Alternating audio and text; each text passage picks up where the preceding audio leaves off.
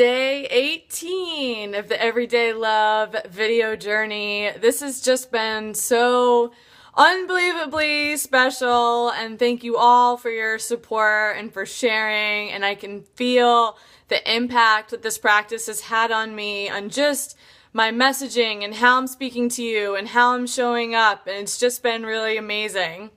And today's message on day 18 is love is peaceful. Love is peaceful.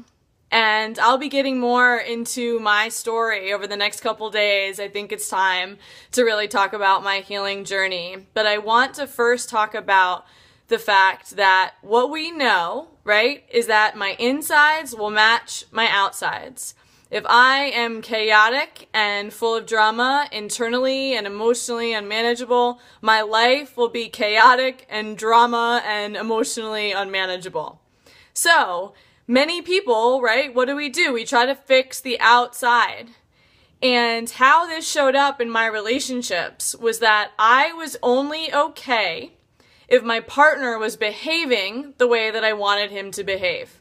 If he was calling me when I wanted to, if he was texting me when I wanted to, my God, if he responded when I wanted him to, and if he was calm and peaceful, then I could be calm and peaceful.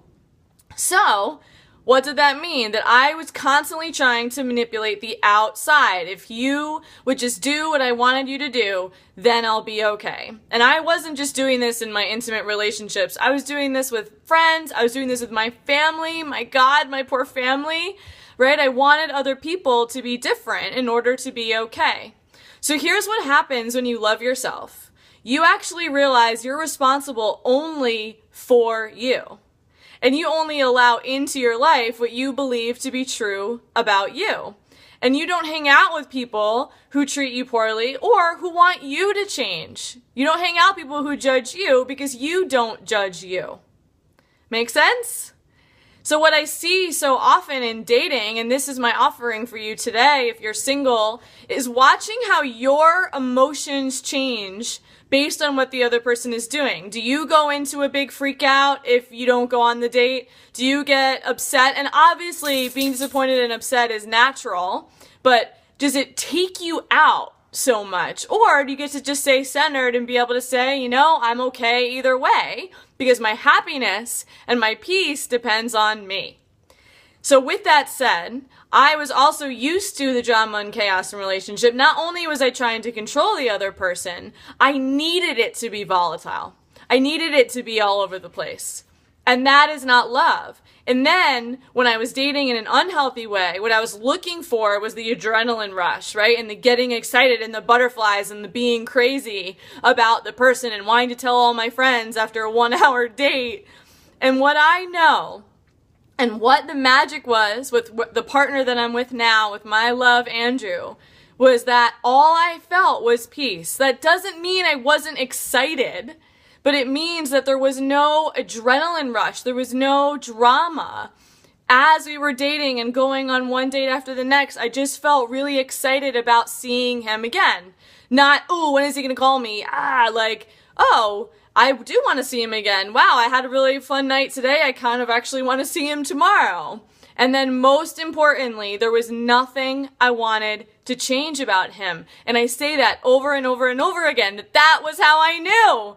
I didn't want him to be different, and that's because I didn't want me to be different. This is why you love yourself first. This is why you commit to yourself first, because what will show up for you is a mirror.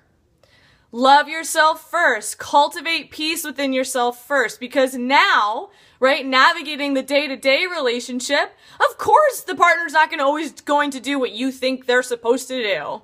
But do you freak out and get angry? Or can you just be at peace? Can you speak your truth openly and freely? Because you love yourself and you trust yourself and you're not afraid to use your voice in the relationship. Are you looking for the outside world to change? Are you getting emotionally chaotic when you're dating and being crazy about whether or not you're getting what you want? Love yourself now, be happy right now, and cultivate inner peace so that you know the outside world does not have to change in order for you to be okay. And this is a practice. This is what I believe will be cultivating in the 21 days to lasting self-love. This is what I teach my one-on-one clients. This is why practices are so important. And I didn't know. My God, I didn't even know I was doing it. So I love you. I have compassion for you. If you're like, my God, that feels so far away, Catherine, right? It feels so far away. Well, I promise you that you can cultivate it. I would feel about 15,000 things in a day. I'd be happy one second, and then I'd be crying, and then I'd be angry. I was such a mess. I was all over the place. And that's because I wasn't practicing peace. So love is peace. You are amazing right now. You are enough right now. You don't need other people to behave a certain way in order to be okay. You are powerful and in charge of your life. Share this message to anyone you know. And this is what I cultivate within my clients, especially when they're dating. Can you be okay no matter what?